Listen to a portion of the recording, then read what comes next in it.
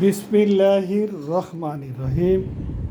সম্মানিত দেশবাসী, একটা বিষয় আপনাদের সাথে একটু শেয়ার করতে চাচ্ছি। সেটা হলো এই, আমরা লক্ষ্য করেছি যে এরশাদ সাহেবের পরে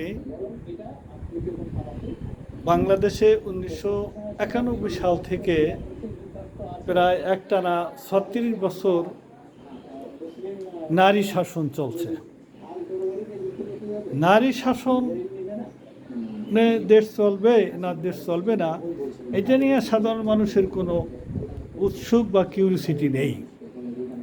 তো স্বাভাবিকভাবে ধরে নেওয়া হয়েছিল এদেশের ওলামায় সম্প্রদায় ইসলামী আন্দোলনের সাথে যারা জড়িত, তারা হয়তো এই নারী শাসিত সমাজ ব্যবস্থা মেনে নেবে না। কিন্তু দেখা যাচ্ছে যে ইসলামী দলগুলো, ইসলামী রাজনৈতিক দলগুলো, ইসলামিক সংগঠনগুলো, ওলামায় সম্প্রদায়ের যে সংগঠন আছে, এরা কিন্তু কখনো এই নারী শাসিত সমাজ ব্যবস্থার বিরোধিতাও করে নাই, বিপক্ষে কোনো বিবৃতিও দেয় নাই। বরং নারী শাসিত সমাজের সাথে তারা হাত মিলিয়ে রাজনীতি করছে। বিএনপির সাথেও জামাতে ইসলামী বাংলাদেশ হাত মিলিয়ে রাজনীতি করছে খালেদা জিয়ার আমলে, এবং শেখ হাসিনার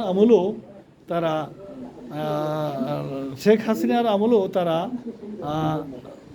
আওয়ামী লীগের সাথে হাত মিলিয়ে রাজনীতি করছে। এ দ্বারা বোঝা যায় যে নারী শাসিত সমাজ ব্যবস্থা বা নারী নেতৃত্ব তারা অপছন্দ করে না। এবং বিশেষ করে এদেশের যে ওলামা, এদেশের কওমি মাদ্রাসার আলেমগণ, তারাও দেখেছি যে ফ্যাসিস্ট সরকারের প্রধানকে তারা মাদার অফ হিউম্যানিটি, কওমি মাতা, আপনি জান্নাতি, এরকম কথাবার্তা বলে খুশি করেছেন। এতে প্রমাণিত হয় এদেশের ওলামায় সম্প্রদায় এবং ইসলামী রাজনৈতিক সংগঠনগুলো নারী শাসিত ব্যবস্থা না, নারী সমাধিকার অপছন্দ করে না। কিন্তু এখন একটা সমস্যা দেখা দিল নির্বাচনের পরে, এই যে ইন্টারিম গভর্নমেন্টের একজন উপদেষ্টা, তিনি লাইভে এসে বা সাংবাদিকদের কাছে একটা কথা বলেছেন যে কথাটা যদি আমি ভুল বুঝে না থাকি, যে ইঞ্জিনিয়ারিং করেছে তারা নির্বাচনের ক্ষেত্রে যাতে ইসলামী সংগঠনগুলো ক্ষমতায় আসতে না পারে, এই ইঞ্জিনিয়ারিং তারা করেছে, এটা সে স্বীকার করেছে। তার কারণ হলো যে তারা ইসলামী সংগঠনগুলো নারী সমধিকার বা নারী অধিকার এবং নারী নেতৃত্ব, নারী শাসিত সমাজ ব্যবস্থা পছন্দ করে না। তারা যদি ক্ষমতায় আসে তাহলে নারী অধিকার খর্ব হবে, নারী সম অধিকার পাবে না, নারীর নেতৃত্ব এবং নারীর মূল্যায়ন থাকবে না।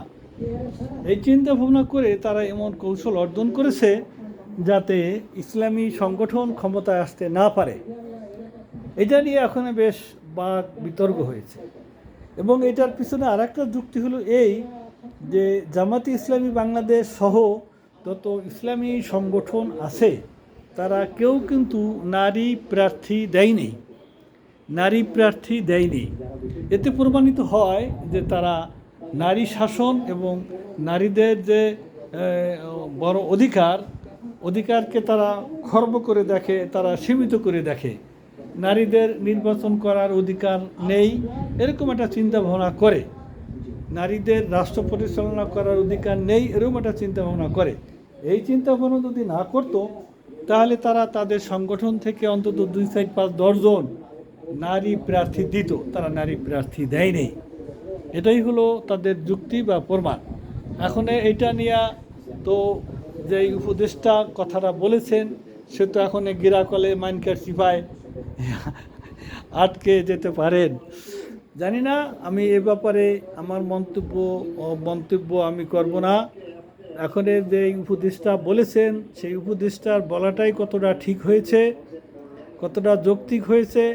আমার ধারণা তিনি এই যুক্তি থেকে বলেছেন, যেহেতু ইসলামী সংগঠনগুলো কোনো নারী প্রার্থী তারা দেয়নি, নারী প্রার্থী যদি দিত তাহলে তারা তাদের ব্যাপারে এই চিন্তা ভাবনা করতো না।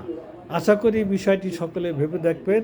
পরবর্তী আপডেট দেখার জন্য সকলকে অনুরোধ রাখছি। আসসালামু